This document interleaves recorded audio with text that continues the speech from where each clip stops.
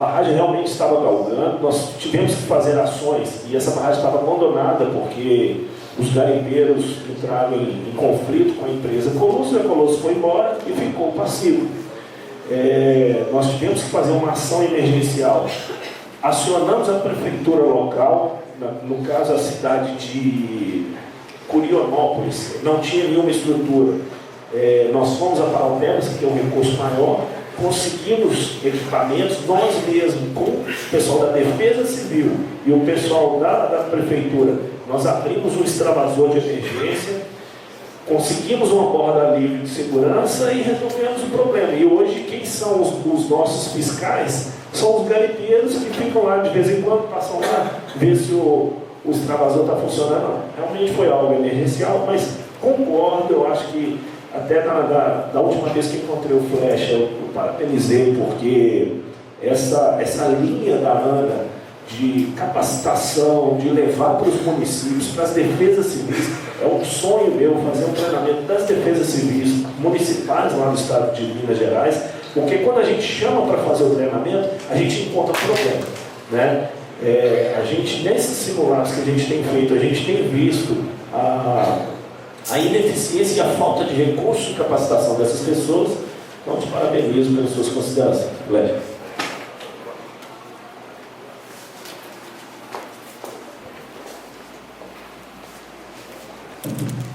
peguei aqui os pontos, um dos gatilhos. Em relação ao fundão, falava aqui que um dos gatilhos poderia ser aqueles tremores, né? Uma série de tremores que ocorreram, sequenciais, 2.3, 2.2, isso, tudo. E tem um relatório técnico bem detalhado, feito por uma comissão independente. O problema é que a comissão foi contratada pela SAMAR, enquanto não tiver um relatório contraditório, então que a concórdia, não, as coisas ficam ainda uma grande interrogação, mas levanta problema, falha de projeto, erro de projeto, não descarta esses gatilhos, questão de drenagem, muita coisa está aí em jogo, certo? Com relação a Brumadinho, tem um vídeo da própria Globo, que botou na Globo, que chama atenção, que chamou a atenção de um colega, que é o professor Sarão, que, poxa, tinha uma equipe em cima da barragem, trabalhando na hora do almoço, meio-dia, meio-dia e pouco, ninguém vai passear na barragem na hora do almoço. O que é que aquele pessoal está fazendo na hora do almoço? É algo relevante. E também tem um vídeo que aparece uma máquina perfuratriz, lá em cima da barragem. Aí reportando, a Tursul, no relatório, ela recomendou, por exemplo, proibir qualquer tipo de movimentação, né, ou vibração no entorno, por exemplo, detonação, vibração, está no relatório, isso é claro no relatório. Então, esse gatilho tem que essa avaliação técnica tem que ir a fundo, nós temos que ir a fundo, precisamos aprender. Uma coisa que nos deixa muito triste, o aprendizado do acidente, nós temos muito a aprender, sabe por quê? Porque quem está à frente da apuração, ele é proibido pela justiça de falar. Então o colega que está com as informações, ele não conta a história, ele não diz para os outros o que aconteceu, para eles aprenderem e não replicar o erro em novos projetos. Isso está ocorrendo com os outros quase que essa blindagem, não conseguimos eliminar a blindagem jurídica. O desfuncionamento é uma coisa também que me preocupa, que é um processo complicado. Entendeu? Existe um projeto cuidadoso. Você vai fazer o quê? Você vai abrir uma brecha na barragem para poder esvaziar. Não é isso. Eu vou colocar aquele jeito aonde? Tem uma logística, não é? Esses prazos também que você falou, tem que ser bastante planejados. E uma coisa que o Flecha falou que me preocupa muito, o plano de ação de emergência está surgindo uma indústria de plano de ação de emergência, indústria de PSP. E a qualidade disso? Qualidade é segurança. Nós temos que ser muito cautelosos com relação a isso. Me assusta, inclusive, empresas que não têm esse know-how, como o mercado está aquecido, estão fazendo pai, mãe, outras coisas mais. Mas é que entrega para a defesa civil, pelo amor de Deus. Então, nós temos que ser severos com relação a isso. Indústria de pai, basta, falou o EARINA, virou, desqualificou. E barragem, não tem uma igual a outra, barragem é digital. Barragem é completa, não é digital. Não tem copy-collar, não existe isso.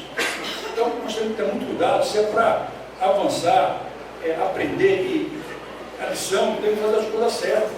O momento é esse, não podemos adiar mais. Ninguém quer Brumadinho 2, ninguém quer fundou 2.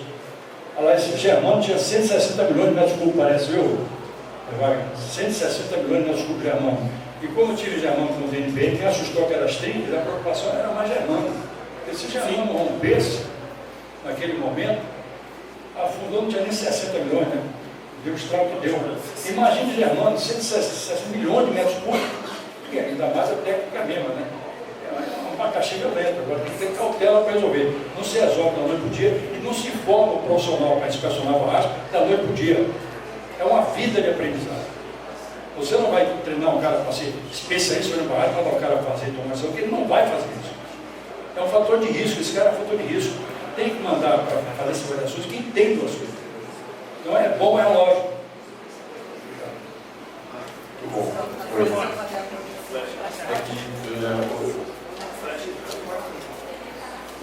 Pois não? Representante da ARES. Sobre a participação popular, nós temos desenvolvido aí no Estado de Minas um trabalho junto aos associados dessas associações de irrigantes, que então eles têm lá suas barragens, onde existe uma cultura de, depois que a barragem está implantada, eles praticamente se esquecem da existência da barragem. É uma dificuldade muito grande implantar uma barragem, uma dificuldade burocrática, é um investimento também elevado para o produtor rural, mas existe uma cultura do abandono. Depois que está lá, ele se esquece da existência dela. E vem boa hora, então, esse trabalho do IGAM de cadastramento inicialmente, depois fazer a classificação e tudo mais que se segue. Mas algumas associações motivadas pelos acidentes e desastres que têm ocorrido, estão se mobilizando e nós desenvolvemos uma metodologia de trabalho com eles de treinamento dos próprios proprietários e seus funcionários para inspeção periódica. Um trabalho, então, onde eles são instruídos a respeito dos elementos básicos da barragem, dos pontos onde eles têm que prestar atenção, ensinamos para eles o que é um pipe, o que é uma cavitação, o que não pode ocorrer ali, enfim, as anomalias, né, que eles podem ver por uma inspeção visual. E é um trabalho interessante que leva um dia entre a parte teórica e a parte prática, porque se vamos a uma, mostrando na prática, olha, isso aqui é um pipe, quais são os indicadores e tal, e há todo um registro sistemático e um acompanhamento onde pode ser feito a volta. Então, algumas associações já fizemos esse treinamento, e aí entra a própria participação do comitê em motivar essas associações, enfim, e que tem até representatividade nos comitês, para que essa participação da base seja mais assim, sistematizada. Tá? Então, esse é um comentário, uma contribuição que eu acho que deve ser agregada, né? Porque a fiscalização oficial ela é importantíssima, obviamente, mas ela deve ser mais para motivar e para capacitar o próprio interessado em que ele tem ali um ativo, né? Então a questão teórica também, de conceitual que o senhor Rodrigo colocou, né? De colocar como passivo, né? Uma barragem de uso múltiplo na irrigação. Né? Também ele tem um ativo ali, né? Ele tem um ativo, ele tem que se conscientizar de que aquilo é um ativo, e não um passivo, que era o conceito que o senhor Rodrigo colocou. Né? Era isso aí. O secretário executivo do Comitê do Pardo, membro do Comitê Grande e diretor regional aqui do DAE.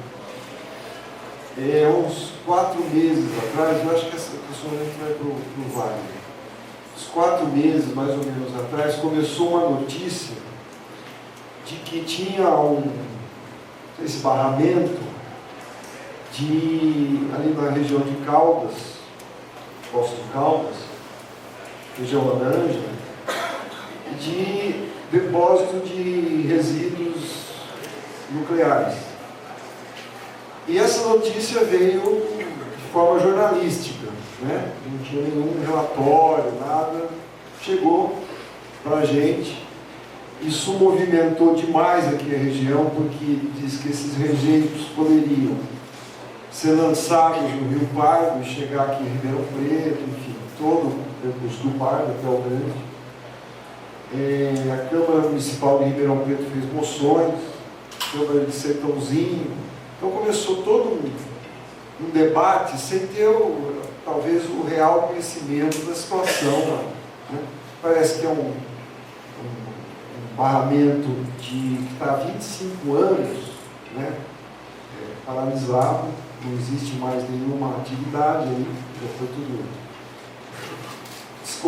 descomissionado, mas que haveria um risco aí de rompimento e que esse resíduo poderia chegar até as águas aí, aqui do Pardo, toda a bacia do Pardo e do Grande seria atingida. O que a gente nota é que assim, as notícias chegam via jornal e a gente não tem a notícia realmente do que está acontecendo. Né? Isso foi notícia em TV, enfim, movimentou muito uns 4 meses para cá e a gente, infelizmente, não tem assim um posicionamento. Não, fica tranquilo que isso está controlado, que isso não vai acontecer, que a gente... A área certa, a agência certa, que parece que é a agência nuclear, né, já controlou esse problema e isso aí está resolvido, não vai ter nenhum fato aí não. Obrigado. Carlão, né? Isso. Ô, Carlão, realmente nós estamos sendo bombardeados de vários questionamentos em relação à barragem da INB, né, lá em Poços de Caldas, por se tratar de uma... Caldas, né? Em Caldas. Por se tratar de uma extração mineral, ainda precisa ter um processo produtivo ali. Né? É de conhecimento de todos, pelo menos da maioria, que os recursos nucleares eles ficaram meio que no limbo na nossa lei 12334 de 2010. Né? Esses resíduos nucleares não foram designados para nenhuma instituição. E aí ficou assim, a quem cabe essa fiscalização? Né? Então, por parte da ANM, teve um acionamento do Ministério Público Federal lá de Minas Gerais e solicitou o apoio dos nossos técnicos. Inclusive, foram 2 técnicos nossos acompanhar uma fiscalização lá na empresa. Mas hoje pela manhã, eu acabei de receber uma reportagem da Globo mesmo, do G1, dizendo que eles corrigiram o problema lá, que era o problema do extravasor, e fizeram uma obra para reconstituir um novo extravasor, de acordo com orientações de consultores técnicos da UFOP. Mas o teu Wagner já me sinalizou que na parte da tarde, o pessoal do IBAMA vai estar falando especificamente, né, Wagner? Especificamente sobre essa barragem. Eles fizeram a fiscalização lá, os colegas do IBAMA estão aí, então, está lá no fundo. E o pessoal daqui lê e tal, então eu acho que vai elucidar bacana aí os seus questionamentos, tá bom?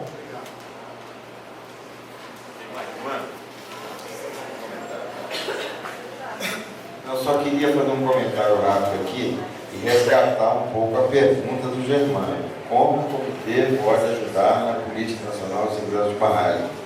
E você colocou o tema da segurança hídrica, que eu acho, a gente comentou um pouco ontem à noite, né? Tomando uma gelada, né, Germano? O pinguim, com certeza. Quem tem Ribeirão é o pinguim, né, cara?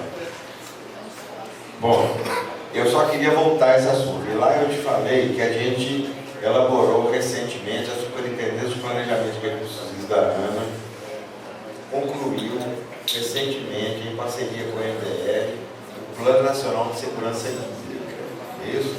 Esse plano tem foco na irrigação, no abastecimento público, humano e na indústria. Tá? E ele tem 4 dimensões. A primeira dimensão é humana, ou seja, vamos atender um volume maior de pessoas. A segunda dimensão é a dimensão econômica, né? Focada nas necessidades dessas atividades produtivas. A terceira dimensão diz respeito à resiliência, ou seja, a capacidade do sistema voltar ao seu estado normal em situação de crise. E a quarta dimensão, que tem a ver com você, da ANM, que é a questão ecossistêmica, porque todas as captações de usos múltiplos situadas a jusante de barragem de rejeito foram mapeadas e foram consideradas no Plano Nacional de Segurança Hídrica. E aí vamos resgatar os instrumentos da Política Nacional de Recursos Hídricos. Eu listei aqui no que diz respeito ao Plano de Recursos Hídricos. É uma ação que o plano, no meu entendimento, poderia começar a enxergar isso, no sentido de que as captações de uso múltiplo poderiam, em situações de crise, ou essas situações situadas, captações situadas a jusante, barragem de rejeito industrial, de rejeito de mineração, poderiam ser contempladas com a abordagem desse tipo nos planos de recursos hídricos, para que elas possam se adequar. O que a gente percebeu nas crises hídricas agora, do Piracicaba, o sistema Cantareira, que vocês vivenciaram, São Francisco, Tocantins, todo o semiárido, Belo Horizonte, Vitória, que eu vivenciei quase todas elas, foi que muitas vezes se tem água no leito menor do rio, mas as captações não estão preparadas para ir lá dentro captar. Esse foi o caso de uma captação importante do perímetro irrigado lá em Pernambuco, perímetro Nicoelho, que teve, quando o Sobradinho chegou num determinado nível lá embaixo, o Sobradinho chegou a 2% do seu volume útil. Ele teve que adequar a captação, colocar um sistema flutuante mais à frente, entendeu? Então, no que diz respeito ao planejamento de recursos hídricos, essa questão da segurança hídrica está vinculada nessas quatro dimensões à segurança dos barramentos também. Outro assunto que eu já coloquei foi para a moça ali do Grande, a Marinava, nisso, é a questão do trabalho que a GEVAP fez na bacia do Paraíba do Sul, de remoção das capturas, não é isso? Com recursos da cobrança pelo uso da água. O Grande ainda não tem, mas acredito que em breve terá, acredito eu. Acredito. Então, é um tema importante também, que a cobrança pode apoiar nessa interface PAI-PLANCOM para as defesas civis também, porque isso é segurança hídrica também, e segurança hídrica está relacionado com esse instrumento de planejamento. A questão de uso e ocupação do solo, a jusante de barramentos, você pode ter um comitê articulando com municípios também, entendeu? Nesse sentido. Resgatar o que o Gustavo falou aqui, da interiorização, da capacitação das prefeituras, das defesas civis, é muito importante esse trabalho também. Eu acho que o apoio à capacitação também, na linha do que o Gustavo falou, eu acho que é um tema também que pode avançar bastante com a participação e articulação dos comitês de bacia. Ele colocou da importância do comitê de bacia. O comitê de bacia tem uma representatividade local que é muito importante. Então, estava se comentando aqui nessa mesa redonda sobre qualidade do PAI, indústria do PAI. Sabe qual é o melhor PAI que existe? É o PAI que está implantado. E isso é raríssimo. A gente tem encontrado pouquíssimos PAIs que estão realmente implantados. E isso está muito associado à carência de infraestrutura que a gente encontra nos municípios e nas defesas civis dos municípios. Então, a capacitação, o preparo do município e das defesas civis locais para receber esses documentos dos barramentos e conseguir elaborar plano de contingência, fazer treinamento, fazer simulado, é algo que é importantíssimo nessa política nacional de segurança de barragem. A gente não pode ter medo da informação, a gente não pode ter medo de treinamento.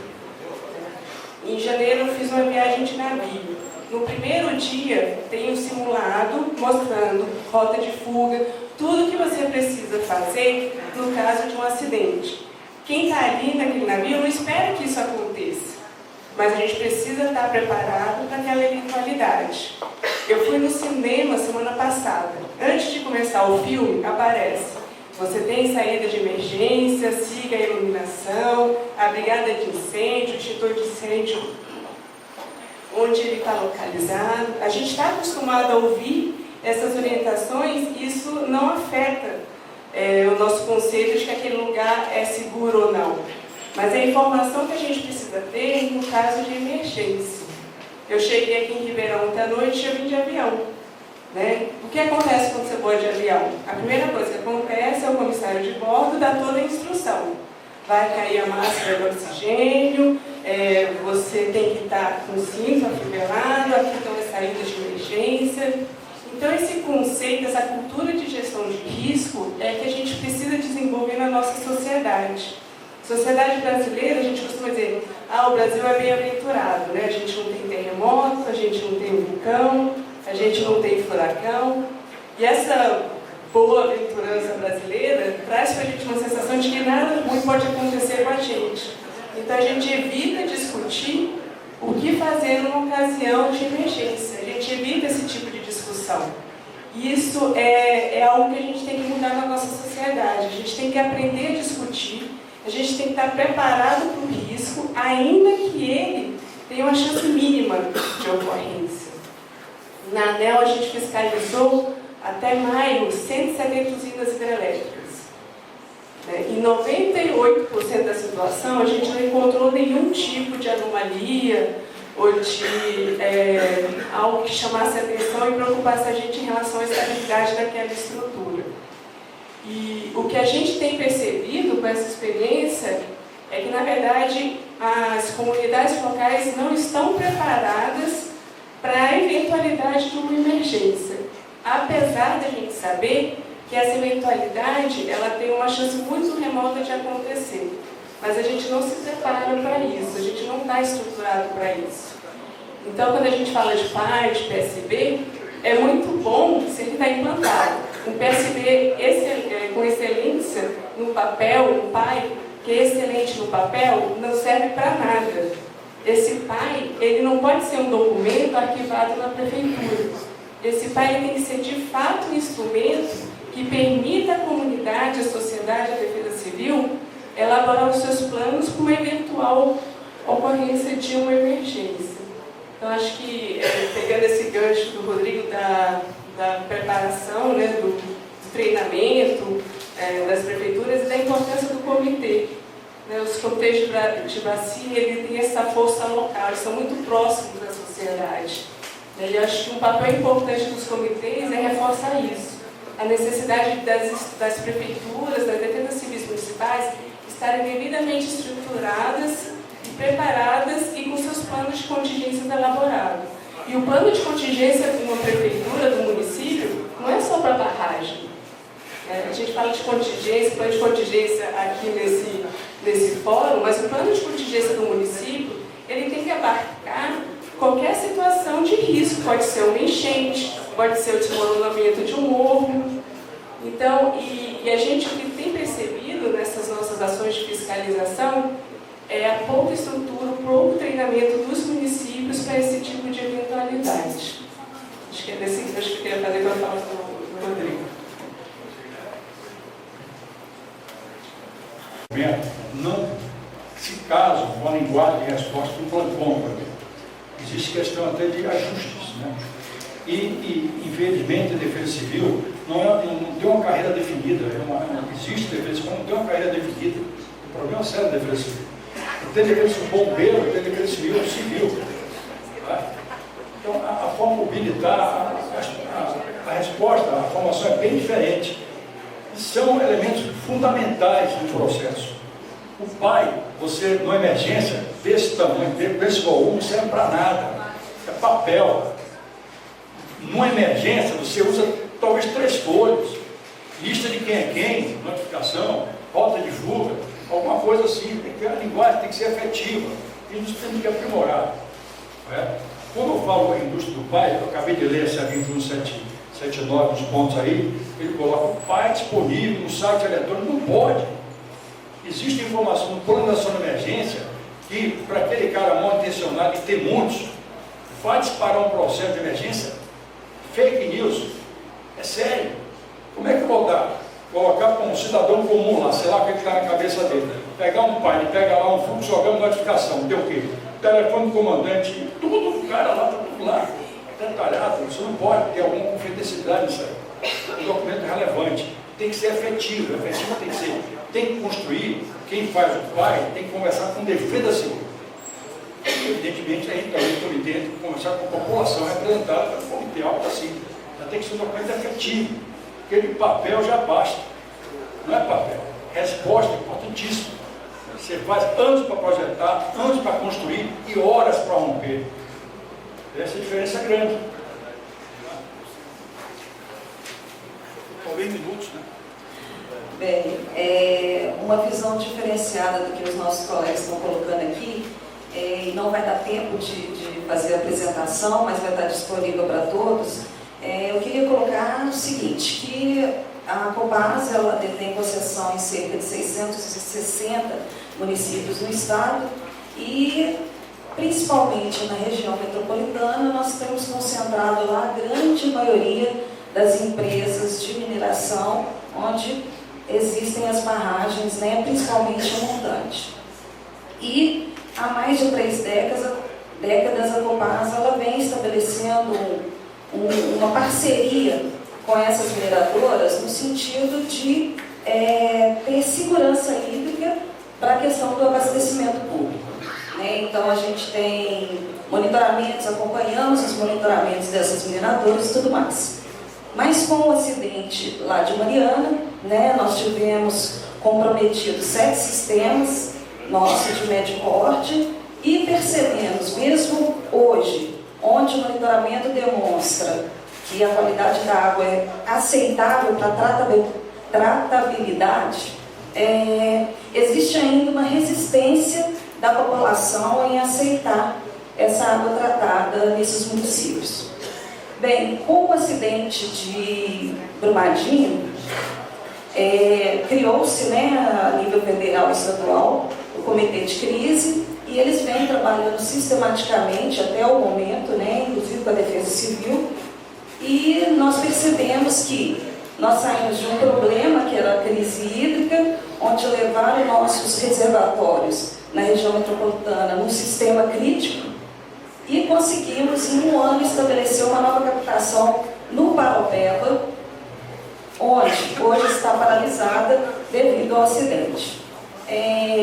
Então, dentro desse comitê, nós estamos conversando com a Vale, né, especificamente, para que a gente possa garantir a segurança hídrica da região metropolitana. Mas a gente sabe que, geologicamente, nós estamos inseridos no quadrilátero ferrífero, onde, né, as jazidas estão principalmente a jusante das nossas captações. Então, nós criamos, né, a partir da lista liberada esse ano, da ANM, mais a lista da FEAM, nós fizemos um trabalho de levantar aquelas empresas que tinham um risco maior de estar comprometendo as nossas captações, principalmente aquelas onde que tem um número maiores outorgas, né, da empresa. E a gente percebeu que esse número é enorme, né? Hoje mesmo nós estamos com 4 barragens no nível de alerta 3. E uma, né, que é Barão de Cocais, da mina Congo Soco, né, que já está há algumas semanas e que a gente tem acompanhado sistematicamente. Se ocorrer o rompimento, a gente vai ter comprometido ali, caso chegue a mancha de inundação, porque o estudo que eles nos liberaram, eles fizeram só até uma certa região, não avançaram, não entregaram para a gente a fase 4.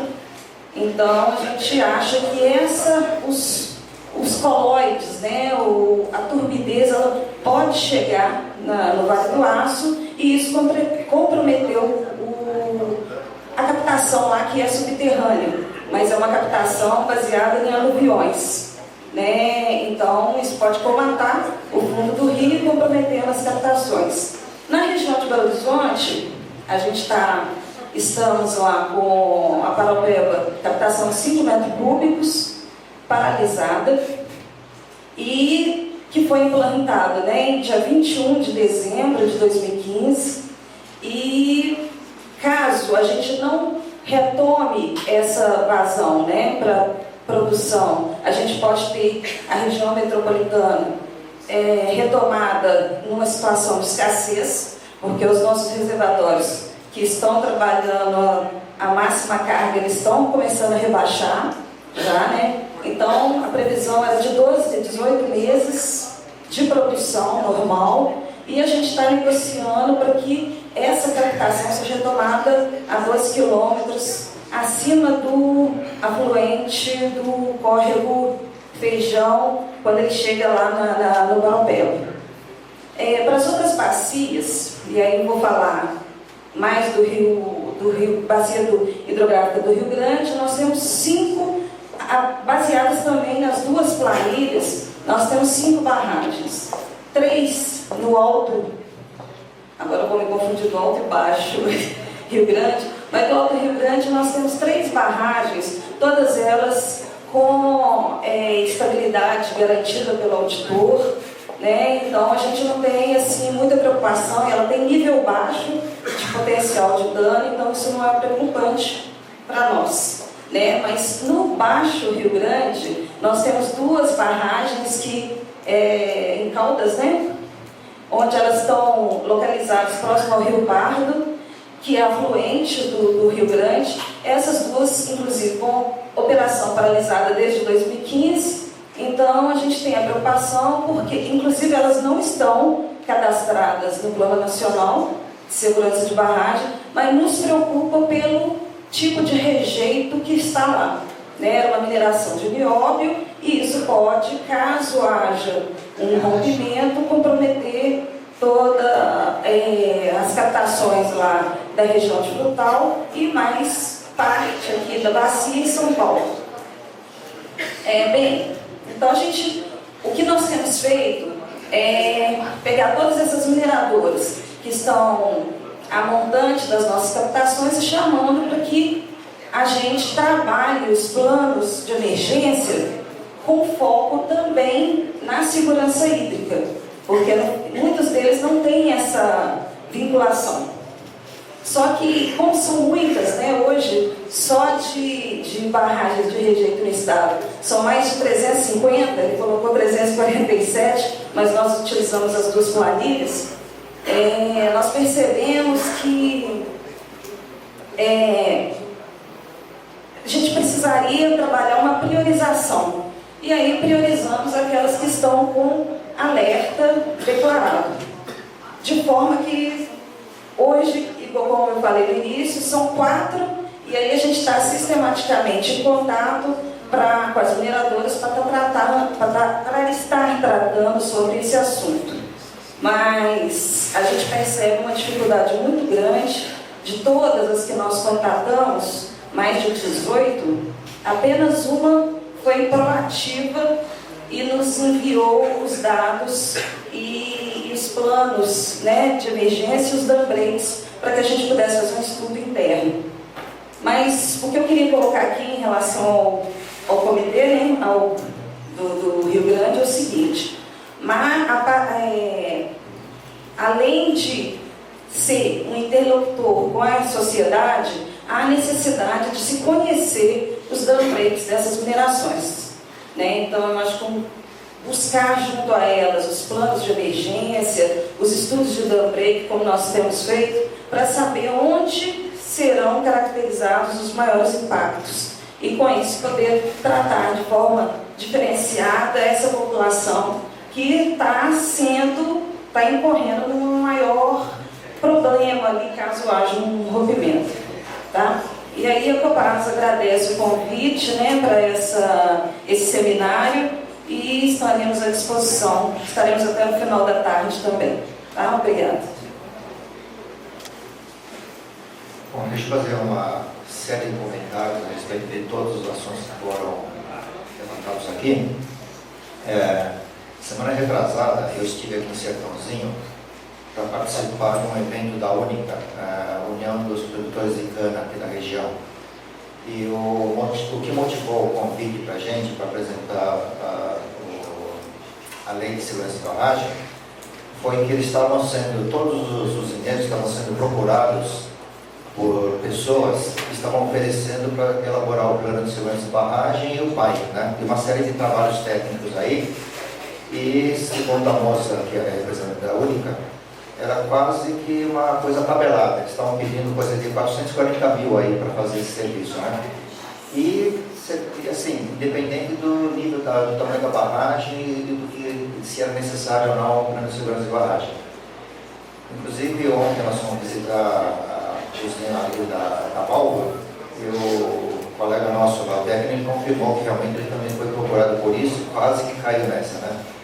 Então, nós ficamos muito contentes com esse convite para esclarecer isso, né? E é um sonho nosso, justamente o que o Flecha falou, de promover esses encontros, principalmente com os empreendedores, para explicar qual é a importância da Lei de Segurança de Barragem e quais os cuidados que tem que se ter, né?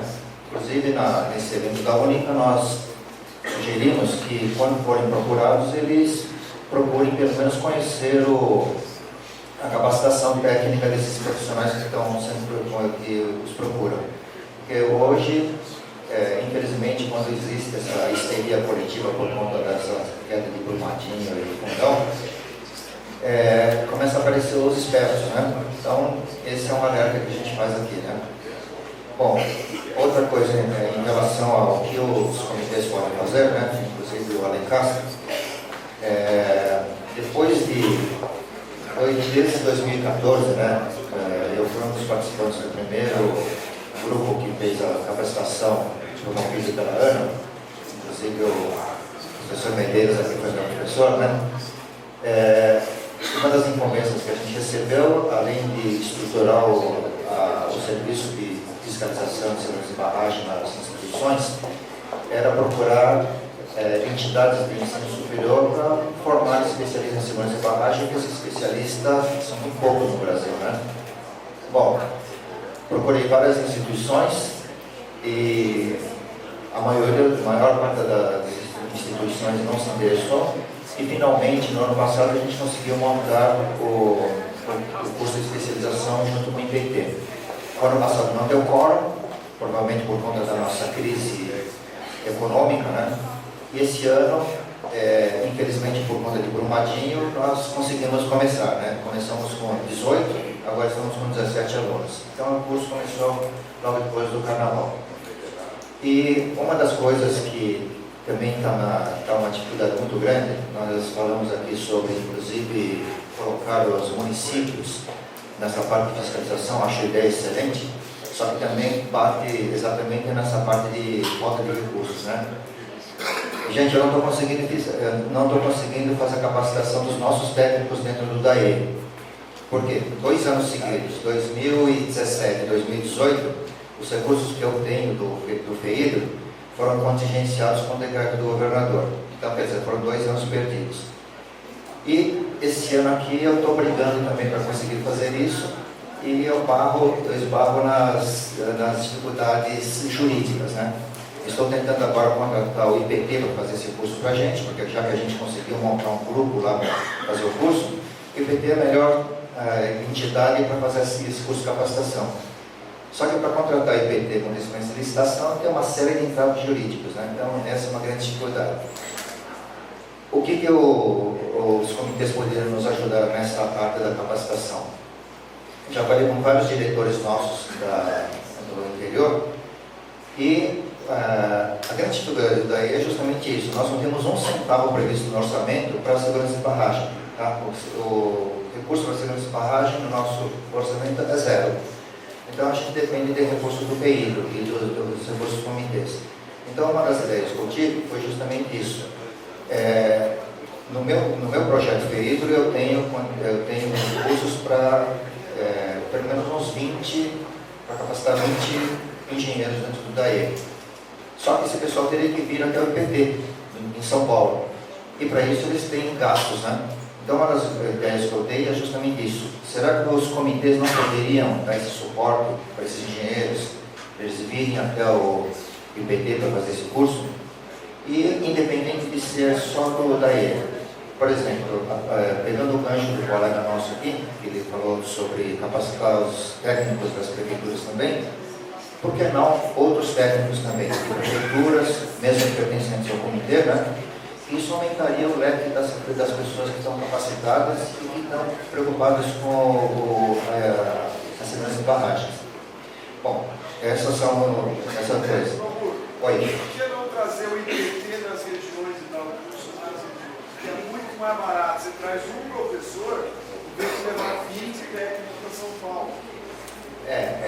Você precisa de equipamentos específicos, laboratório, etc. O nosso colega do Piracicaba, o Moretti, ele foi o primeiro que deu essa ideia. Ele é professor da FUMEM, Fundação Municipal de Ensino de Piracicaba. E ele propôs isso, por que não levar o curso do IPT para a FUMEM, né?